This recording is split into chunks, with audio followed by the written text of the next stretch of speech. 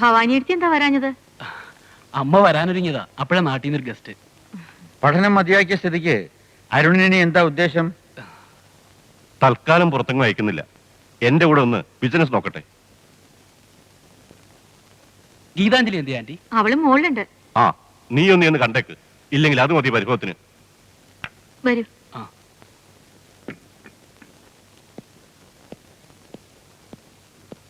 ആ, തന്നോട് ഇവന്റെ കാര്യത്തെ കുറിച്ച് ആലോചിക്കാനാ ഇല്ലാത്ത സമയം ഉണ്ടാക്കി ഞാൻ ഇങ്ങോട്ട് വന്നത്. തന്റെ മോളുടെ കാര്യം തന്നെ ഇനി അവധിക്ക് വെക്കാതെ അതിനൊരു തീരുമാനം ഉണ്ടാക്കണം. വരട്ടെ, നമുക്ക് ആലോചിക്കാം. താനിങ്ങനെ ആലോചിക്കാമെന്ന് പറയാൻ തുടങ്ങിയിട്ട് നാള് പറയാമല്ലോ. അരുണിന് പല പ്രപ്പോസലുകളും വരുന്നുണ്ട്. പക്ഷേ തുറന്നു പറയാമല്ലോ, ഞങ്ങൾക്കൊക്കെ താല്പര്യം ഇതില്ല. ഞങ്ങൾക്കാകെ അവളല്ലേ ഉള്ളൂ.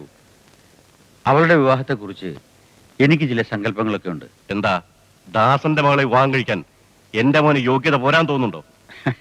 നമ്പ്യാരെന്തിനാ വളഞ്ഞ വഴിക്ക് ചിന്തിക്കുന്നത്? അല്ല, തന്റെ ഒഴുക്കം മറ്റുള്ള മറുപടി കേട്ടോണ്ട് ചോദിച്ചെന്നേ ഉള്ളൂ.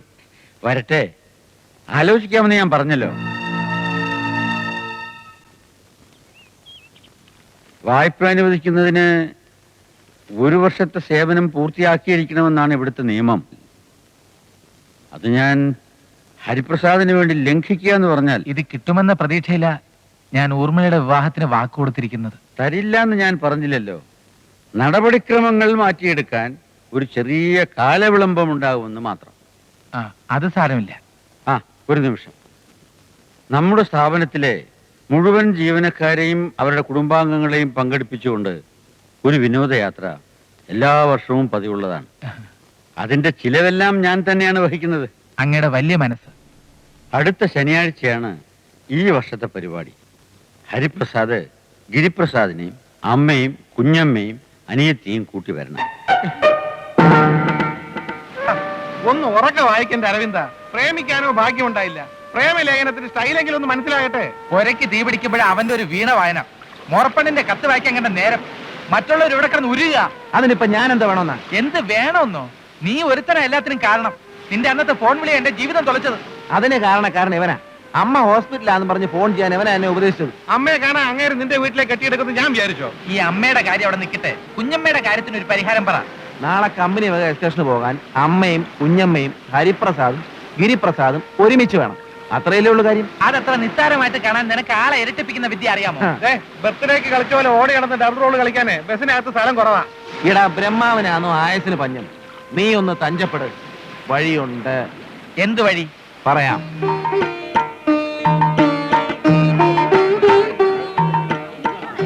ഓ, സമയനിഷ്ഠ പാലിക്കുന്ന ആളാണല്ലോ ഹരി. ഇന്ന് എന്ത് പറ്റിയാവോ? ഒരു ത്രിചക്ര ശകടം വരുന്നുണ്ടല്ലോ.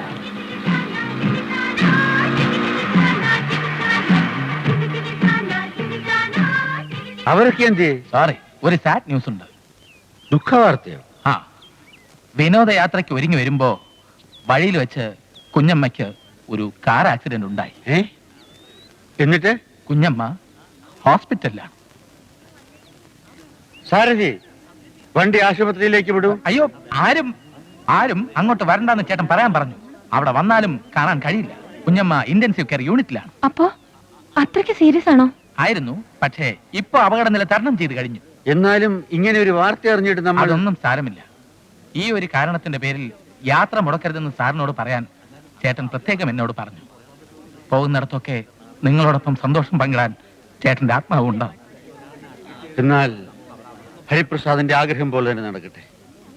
കുഞ്ഞമ്മയ്ക്ക് തീവ്ര ശ്രദ്ധാ വിഭാഗത്തിൽ നിന്ന് എത്രയും പെട്ടെന്ന് പൊതുവിഭാഗത്തിലേക്കും അവിടെ നിന്ന് എത്രയും പെട്ടെന്ന് ഭവനത്തിലേക്ക് മാറാൻ കഴിയട്ടെ എന്ന് ഞാൻ സർവശക്തിനോട് പ്രാർത്ഥിക്കുന്നു. കോളേജിൽ പഠിക്കുന്ന കാലത്ത് സ്ത്രീധനം വാങ്ങിക്കുന്നതും കൊടുക്കുന്നതും തെറ്റാണെന്ന് പ്രസംഗിച്ച് നടന്നിട്ടുള്ളവനാ ഞാൻ. പക്ഷെ സ്വന്തം കാര്യം വന്നപ്പോ വേറെ വഴിയില്ലാതായിപ്പോയി. അനുജത്തിയുടെ കല്യാണ തീയതി നിശ്ചയിച്ചു കഴിഞ്ഞു. സത്യം പറഞ്ഞാൽ അയാൾക്ക് കൊടുക്കാൻ വേണ്ടി ഈ കാശ്. ഇതൊരു സർക്കിളാ. നമ്മൾ ആരും വിചാരിച്ചാൽ മാറ്റാൻ കഴിയാത്ത ഒരു വിഷയ സർക്കിൾ. എനിക്ക് മനസ്സിലാക്കാവുന്നതേ ഉള്ളൂ. സുധാകരൻ വിഷമിക്കണ്ട. കമ്പനിയിൽ നിന്നുള്ള ലോൺ എത്രയും പെട്ടെന്ന് സാങ്ഷൻ ആക്കി കിട്ടുമെന്നാണ് എന്റെ വിശ്വാസം. അപ്പോ ഞാനവർക്ക് വാക്ക് കൊടുത്തോട്ടെ? കൊടുത്തോളൂ.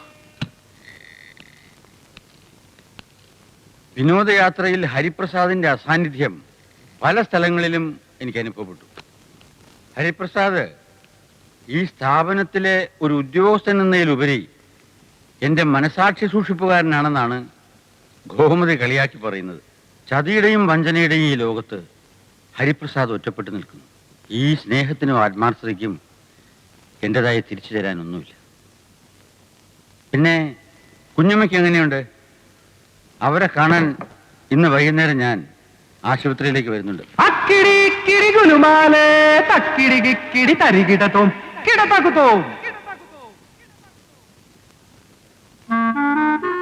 എന്താ? എന്തു പറ്റി? അവർ ഗുരുതരാവസ്ഥ തരണം ചെയ്ത് കഴിഞ്ഞിട്ടില്ല എന്നുണ്ടോ? കുഞ്ഞമ്മ ഞങ്ങളെയൊക്കെ വിട്ടുപോയി. എങ്ങോട്ട്? നിങ്ങൾ തമ്മിൽ അഭിപ്രായ വ്യത്യാസം വല്ലതും ഉണ്ടായോ? അതല്ല മേധാവി, ഈ ലോകത്തിൽ നിന്ന് എന്നെ യാത്രയായി. അത് ശരി. എപ്പോ? നിങ്ങൾ പോയതിന്റെ പിറ്റേ ദിവസം. രക്ഷപ്പെട്ടു എന്ന് കരുതി എല്ലാവരും സന്തോഷിച്ചിരിക്കുമ്പോഴാ പെട്ടെന്ന് വൈകുന്നേരം ഒരു 4 മണിക്ക് എന്നെ നോക്കി ഒന്ന് ചുമച്ചു. പിന്നെ ആ കണ്ണുകൾ തുറന്നിട്ടില്ല. അതവരുടെ ഒടുക്കത്തെ ഒരു ചുമയാണെന്ന് ഞാൻ അറിഞ്ഞില്ല. അവരുടെ വീട് വരെ പോയി എന്റെ അനുശോചനം അറിയിക്കുന്നതല്ലേ അതിന്റെ ഒരു മര്യാദ?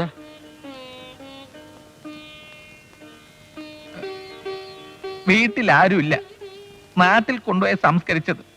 അമ്മയും ഗിരിപ്രസാദും ഇപ്പോഴും അവിടെ നിൽക്കുക. പിന്നെ ഇവിടത്തെ കാര്യാലയ കാര്യങ്ങൾ കുഴയുമോന്ന് ഭയന്ന ഞാൻ ഇങ്ങോട്ട് പോകുന്നത്. എന്തൊരു ചുമതലാബോധം.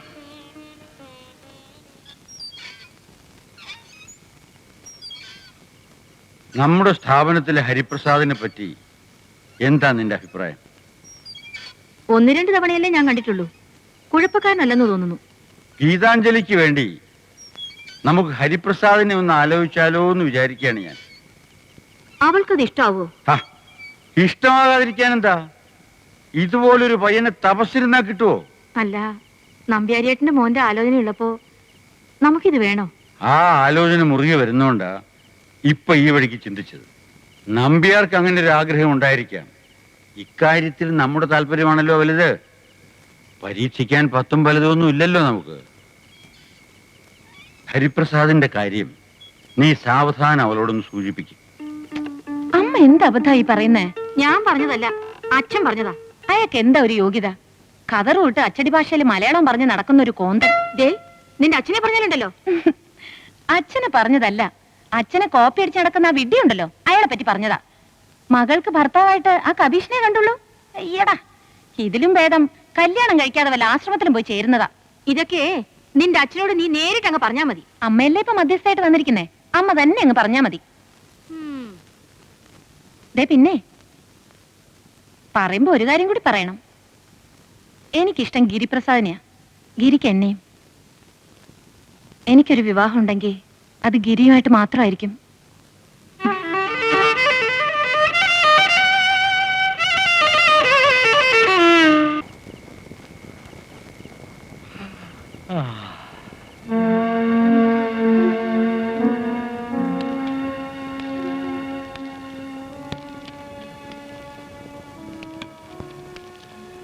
എവിടെ തുടങ്ങണം, എങ്ങനെ തുടങ്ങണമെന്ന് എനിക്കറിയില്ല.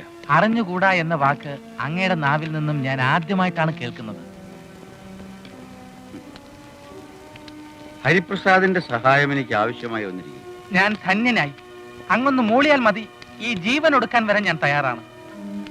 വെറുതെ എന്റെ മനസ്സ് വേദനിപ്പിക്കാതിരിക്കും. ഹരിപ്രസാദ്, എന്റെ മകളെ ഞാൻ നിങ്ങൾക്ക് വിവാഹം കഴിച്ചു തരാൻ ആഗ്രഹിക്കുന്നു. എന്താ ആലോചിക്കുന്നത്? ഒന്നുമില്ല, അതിനുള്ള യോഗ്യത എനിക്കുണ്ടോന്നുള്ളതാ. മറ്റാർക്കുമില്ലാത്ത ആദർശ ശുദ്ധി നിങ്ങൾക്കുണ്ട്. പിന്നെ മറ്റെന്തുകൊണ്ടും അതൊന്നും അല്ല പ്രശ്നം. ഞാൻ മനസ്സിലാക്കിയിടത്തോളം ഗിരിപ്രസാദും ഗീതാഞ്ജലിയും തമ്മിൽ അടുപ്പത്തില്ല. അപ്പോ അവരുടെ വിവാഹം നടത്തിക്കൊടുക്കുന്നതല്ലേ നല്ലത്? സാധ്യമല്ല. അനുജന് വേണ്ടി വക്കാലത്ത് പറയാനല്ല ഞാൻ നിങ്ങളെ വിളിപ്പിച്ചത്. ഗീതാഞ്ജലിയുടെ സമ്മതം കൂടി അറിയണ്ടേ? ആവശ്യമില്ല. ഇക്കാര്യത്തിൽ എന്റെ സമ്മതമാണ് അവളുടെ സമ്മതം.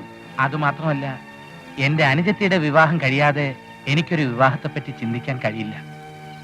ഹരിപ്രസാദിന് സമ്മതമാണെങ്കിൽ ഊർമിളയുടെ വിവാഹവും അതേ പന്തലിൽ വെച്ച് തന്നെ നടത്താം.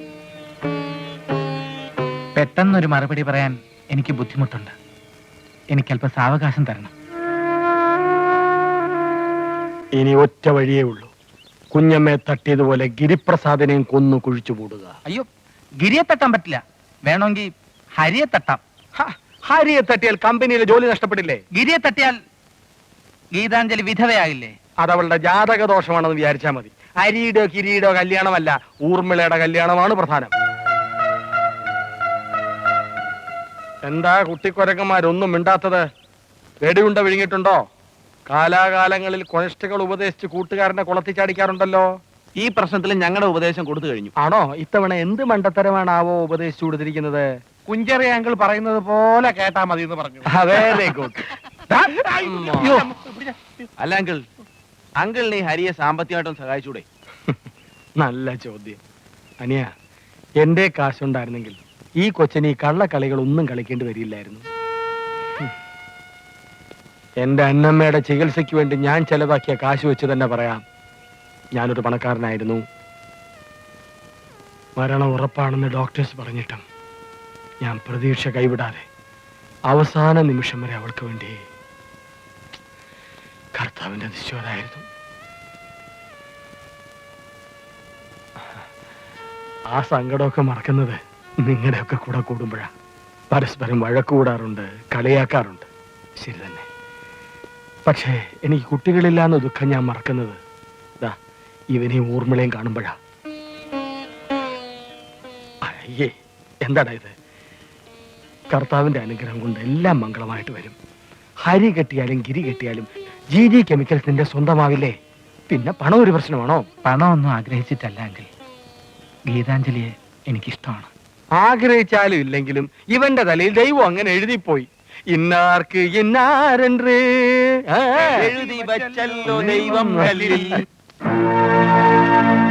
വിവാഹ കാര്യത്തിൽ മകളുടെ ഇഷ്ടം കൂടി കണക്കിലെടുക്കണം എന്നാണ് ബുദ്ധിയുള്ള ഒരു വക്കീൽ എന്ന നിലയ്ക്ക് എനിക്ക് അങ്ങേ ഉപദേശിക്കാനുള്ളത്. താൻ എനിക്ക് വേണ്ടി വാദിച്ച 24 വ്യവഹാരങ്ങളിൽ 23 തോറ്റത് തന്റെ ബുദ്ധിവൈഭവം കൊണ്ടായിരിക്കും. ഒരെണ്ണമെങ്കിലും ജയിച്ചല്ലോ, അത് മറക്കരുത്. അതും ജയിച്ചതൊന്നുമല്ല, വാദിയുമായി ഒത്തുതീർപ്പിലെത്തിയതാണ്. ഇതൊക്കെയായിട്ടും എന്തുകൊണ്ട് തന്നെ എന്റെ നിയമോപദേഷ്ടാവായി വച്ചുകൊണ്ടിരിക്കുന്നു എന്ന ചോദ്യം സ്വാഭാവികമായും ഉണ്ടാകാം. എന്റെ അച്ഛനെ സ്തുത്യർഹമായി സേവിച്ച തന്റെ അപ്പനോടുള്ള കടപ്പാടുകൊണ്ട്. അങ്ങിങ്ങനെ വളവള പേച്ചിക്കൊണ്ടിരുന്നാൽ നമ്മൾ ഒരിടത്തും എത്തില്ല. ഗിരിപ്രസാദ് മിടുക്കനാണ്, കലാകാരനാണ്, ഹൃദയശുദ്ധിയുള്ളവനാണ്, സ്നേഹമുള്ളവനാണ്. അല്ല, ഗിരിപ്രസാദ് അലസനാണ്, ലക്ഷ്യബോധമില്ലാത്തവനാണ്, താൻ തോന്നിയാണ്, തെമ്മാടിയാണ്. മേലാൽ അവന് വേണ്ടി വക്കാലത്തും പറഞ്ഞു വന്നാൽ തന്നെ അവനെ ഞാൻ വെടിവെച്ച് കൊല്ലും. അറിയാൻ മേലാഞ്ഞിട്ട് ചോദിക്കുവാണേ, അങ്ങ് പലപ്പടി വെടി വെടി എന്ന് പറയാറുണ്ടല്ലോ. വെടി അഹിംസയും തമ്മിൽ എന്താ ബന്ധം? ഒരു ചെകിട്ടത്തടിക്കുമ്പോൾ മറു ചെകിട് കാട്ടിക്കൊടുക്കണമെന്ന് പറയുന്ന തത്വത്തോട് ഞാൻ യോജിക്കുന്നില്ല. ചെകിട്ടത്തടിക്കുന്ന കൈ വെട്ടി നുറുക്കി കഷണം കഷണമാക്കണം. ആ ഗിരിപ്രസാദിനോട് എന്ന് പറഞ്ഞേക്ക് സിംഹത്തോട് ഏറ്റുമുട്ടാൻ എലിക്കാവില്ല എന്ന്. ഇതിലാരാ സിംഹം, ആരാ എലി? ഓ, സിംഹം അങ്ങ് തന്നെ.